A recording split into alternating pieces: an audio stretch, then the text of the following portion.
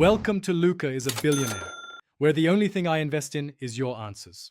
In this video, I will explain how to replace an ignition coil.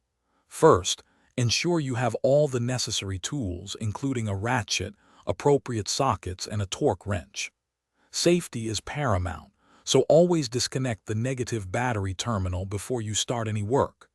Next, identify the ignition coils. They are typically situated on top of the engine's valve cover, easily accessible.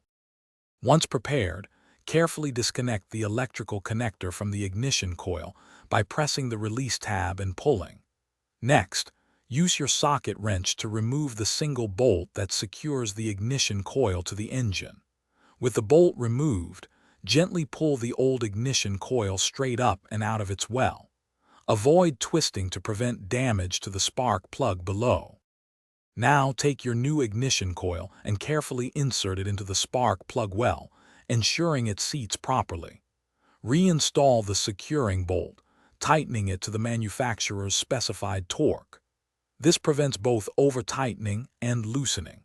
Finally, reconnect the electrical connector to the new ignition coil, making sure it clicks firmly into place for a secure connection. To complete the process, securely reconnect the negative battery terminal. Double-check all connections to ensure everything is tight and properly seated. Start your engine and listen carefully for any misfires or unusual sounds, which could indicate an issue. If everything sounds good, you're all set. Also, be sure to check the description below for a link to a fantastic book that can truly change how you think about money, along with other helpful deals. Thanks for watching and please subscribe. It's the best investment you'll ever make.